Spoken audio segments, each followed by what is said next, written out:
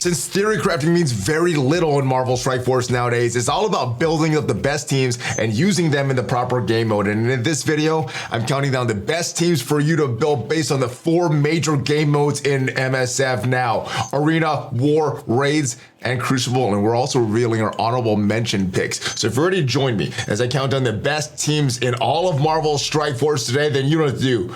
Find that like button. Let's go smash it!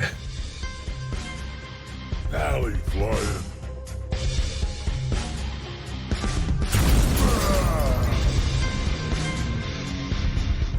Hello, Valley Maniacs. I am ValleyFlyin. Welcome back to the ValleyFlyin channel. I hope you're having a great day, and I hope you're ready to count down the best teams in Marvel Strike Force with me. I'm going to reveal them and some honorable mention choices. But before we get to all that, I want to remind you that if you have not already subscribed, hit that subscribe button for more great Marvel Strike Force and Marvel Snap content. At least 5 Marvel gaming videos per week on this channel, and hit that notification bell so you know as soon as a new video goes up.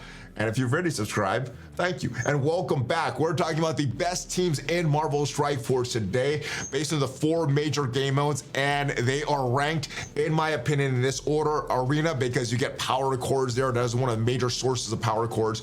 Raids, because that's something that you're doing every single day. So even though the rewards aren't that great, you're doing it every day. So that weighs a lot more than Crucible and War, which you're doing 3 times a week. So Crucible has much better rewards, and in my opinion is a much more fun game mode than War. So that is a 3rd on this list, and War also very important, but the rewards aren't as good as Crucible. So those are how the modes rank, in my opinion. So that's how these teams are going to be weighted. If you have some different opinions on which game modes are more valuable, then your list may look a little different than mine. And I do want to know if you have any things that you don't agree with on this list. If there's some other teams that you think should be on this list, let me know in the comments. But let's just get with the countdown. Coming in at number 10 this month is the Web Warriors, one of the best teams for the bio section of the raids right now. Kind of the only team for there. I know some people are using gammas, using some hybrids, but this is the team. Now, they're not good enough to fully sim Doom 3.4 even when you're built up, but you're gonna need them for Pestilence Scourge, so they have a little extra value there. And if they have a little bit of value in Cosmic Crucible, a little bit of value in War, they're gonna eat up by Bionic Avengers in War if you have them on defense, and they can be a little tricky. A lot of their value is based on RNG in Crucible and War. So if you get that bad RNG, then they're not very good. If you get the good RNG, they can be very good, but countered very easily by the Bionic Avengers. So don't place them on defense. If you're gonna use them on offense in War and Crucible. Coming to the next team though is the Infinity Watch. Now this was the best team for a long time. This was the meta team, and they were such a meta team that they're still a very good team. Maybe not taking out the top end meta, but they're taking out some of the off meta teams, especially, and even some of the meta teams in their non-meta game modes. So very, very good team.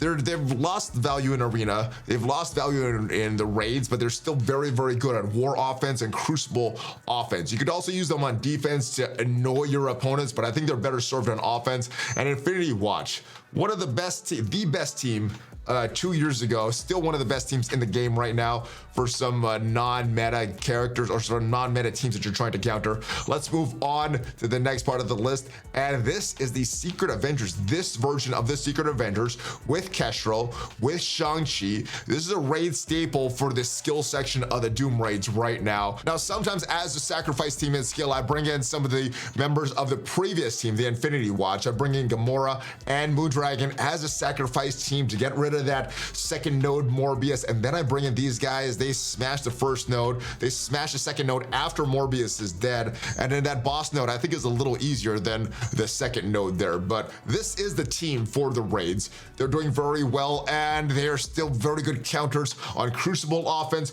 on War offense, because Kestrel counters Mr. Sinister and Phoenix turning into Dark Phoenix. So she does really good as far as countering these teams. And then you got some good skill characters for the raids with the rest of the crew. So Secret Avengers coming in at number 8 on the list. Moving on to number 7 is the Bionic Avengers. Now they're also a Scourge team. You could use them to unlock Death in the upcoming Scourge event for Death. Also a raid team. Now this raid team is capable of Doom 3.4 fully simming all those lanes there, and I do that every day. Almost 1 million powers, so they need to be built up for Doom 3.4, and if you're doing lesser Dooms, I guess they don't need as much power, but the Bionic Avengers, very good team in the raids. And if you're seeing some of those web warriors on defense in Crucible, or you see them on defense in War, this team takes them out very strong. So they're a good team. They're primarily used as a raid team, and if someone is placing some weird teams on defense in Crucible or War, you could use them there as well. But one of the main reasons they're on this list is because of the Death Scourge unlock on those raids. All right, so that is it for the tier 3. Those 4 teams, Bionic Avengers, Secret Avengers, Infinity Watch, and Web Warriors coming in at tier 3. Let's move up to tier 2. So these are some of these best teams in the second tier of the teams, and you could interchange all the teams in tier 3 with some other tiers in tier 3. Same thing for the tier 2 teams, and the tier 1 teams are at the top of the game. So let's move on to tier 2. This is where we find Weapon X, which for one time was one of the best war teams in the game right now. Still one of the best war teams. I don't know if I would consider them the best war team right now. They do so much. Omega Red is a pain. Best non-Scourge legendary character in the game, and he has that ability block. He has his big ultimate with ability block, attacking all enemies. You're getting some speed reduction with Death Strike. You're getting a strong chain with both Wolverine and Sabretooth, and a taunt with a stun on Silver Samurai. So very good stuff. Primarily a war team, but I still use them to counter teams like the Axeman or Young Avengers and Crucible. I save these guys for offense. And in the raids, you're using some elements of this in the mutant section of the Doom raids. Omega Red gets used there. If you have a very big Death Strike or Wolverine, you might be using them there as well. But very good. Primarily for war, though, is where you're going to find this team. Let's move on. And this is a 2-person team because you can slot in many different characters on this team to make them effective. A lot of times I'm using these characters, the Eternals, with Loki in War, just counters the Asgardians so well. But they are still in the arena meta nowadays. I see them on defense, I see them on offense, and they're kind of sliding on defense, but I still use them. I still see them on offense as counters to a lot of teams out there. So they are ahead of a lot of the other teams because they are viable in arena right now. Also using them in War and Cosmic Crucible, and if you're in that Mystic section of the Doom raids, this is going to be part of that best team. Now, there's some argument what the best team is, if it includes Dormammu, if it includes the New Warriors, if it includes Morgan Le Fay. Well, all of those arguments all have the Eternals for that. So they are a key raid mystic solution. So very good team, still relevant. This was the team that was relevant after the Infinity Watch, and they're still in the mix. Cersei should be farmable today, and hopefully Icarus gets farmable very soon. Let's move on to the next team coming in at number 4, and of course this is in tier 2. So all of these tier 2 teams, the Eternals, Weapon X, and this team, the Tangled Web, you can interchange their numbers there, but Tangled Web very good. Of course, they're being felt in arena right now with Weaver and 2099 on a lot of the teams that I'm seeing on offense and defense. Very tricky, but of course they're valuable in Cosmic Crucible because they're so annoying. Most people are seeing them, placing them on defense, but if you're using them on offense, you could counter another Tangled Web. You just need to get in front of that ultimate of Spider Weaver and you should be good. If you can ability block her or stun her so that she can't get those charges to make you miss, they're very good. But yes, can be very annoying. Spider Weaver, arguably one of the best characters in the game right now, and Spider Weaver is going to be needed for Apocalypse. So don't sleep on, don't conserve your resources if you are thinking about putting them into Spider Weaver. Also, War, they are very good in War and pretty much going to be good in every single game mode because of that reduction of the accuracy by the enemies because of the charges of Weaver. So very good team. They're going to shine in Crucible on offense or defense, but you're also going to see them in Arena. You're seeing them in the raids, and you're seeing them in the war. Actually, you're speaking Weaver in the raids, and that goes into that kind of argument of which is the best team for Mystic. Like I said, they do have the Eternals, but Weaver is in that mix as well with Dormammu and MILF and the New Warriors.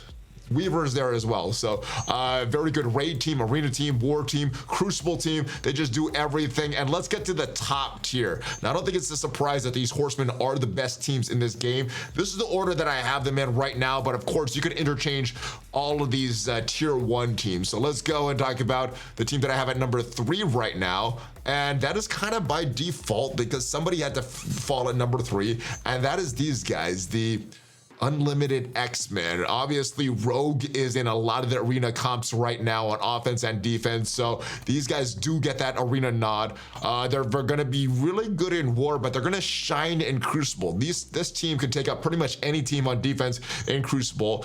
Even a Unlimited X-Men mirror match, you would have to take out Phantom X and put in someone like Cable to get in front of the other Rogue, but very, very good team in Crucible. War, they're not as strong because they're not designed for war, but a lot of their effects carry over to war and are very, very dominant there. And of course, characters like Rogue, Gambit. Before we had this Destiny team fully in Marvel Strike Force, you're gonna need something for those mutant lanes in the Doom raids, and Rogue can provide some value, Gambit also. So they're sort of having that raid elements as well. So this is the Unlimited X-Men, very, very good team. Build them if you have not already. Let's move on to number 2, and that is these guys, the Gamma team. Gamma is a very, very good team, and it's all led by Red Hulk, who is also in the arena meta right now. So Gamma is a part of the arena meta. They're meant for war, so no matter where you play someone, war offense, war defense, they're gonna smash. I don't know if there's any defense that will hold against the full Gamma going on offense. So very, very good. Crucible, they're also a nightmare on offense or defense. Usually I'm seeing them on defense in room 5, which is a tough room to counter them in, but there are counters out there. A lot of them involve the Eternals, sometimes Dormammu, things like that, but very, very good at Crucible. And of course, the raids. Now, this is not gonna be a primary bio raid team. The Web Warriors are that, but on some of the nodes, I know some people use this Gamma team to go into node 2, the second node of bio, to wheel down the enemies as much as possible and then go clean up with the Web Warriors. I do it the other way around. I go in first with the Web Warriors and go clean up with these guys. But this is a very, very strong team. All made possible by Red Hulk. Hulk is very good as well as kind of a pseudo tank. Abomination and Brawn add some elements of survivability, some elements of control, and She-Hulk is kind of there. She has a stun, she has a taunt. Very, very good team. And let's go to the top team, in my opinion. And of course, like I said, these are all tier 1 teams, so you could interchange them within tier 1.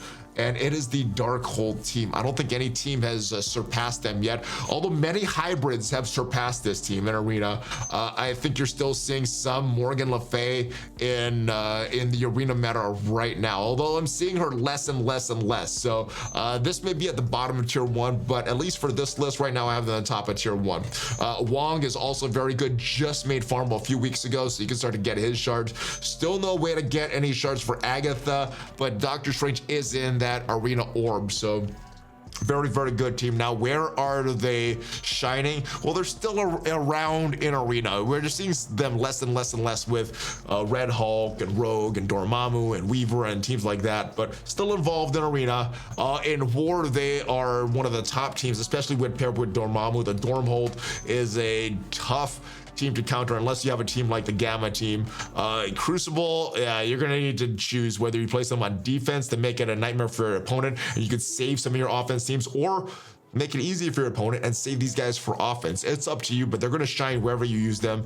And of course, in the raids, Morgan Le Fay, Agatha, Doctor Strange, Scarlet Witch, they have a lot of mystic elements, so you can use them in mystic raids, although you may not want to do more than one node with these guys, but they still can do some of these raids. Pretty sure that they could full sim the mystic part, at least one node. So that is it. That is the list. Now let's talk about some of these honorable mentions, because there's some really, really good teams that didn't quite quite make the list for one reason or another. The first one is the Undying team, and that one was so close to making that list because Hela is now involved in the arena meta. I know some people are using Zombie Iron Man in conjunction with Hela and some other characters, so they almost made this list just for their value in arena, but where they're meant to go is on war offense, not necessarily war defense, because of a lot of the abilities shine in war offense. So their Undying is going to be very good in war offense. Also Cosmic Crucible. The Young Avengers is another solid team. Now they're supposed to be a war defense team, but they are for the Famine Scourge events, so make sure you build them, especially if you don't have Rogue.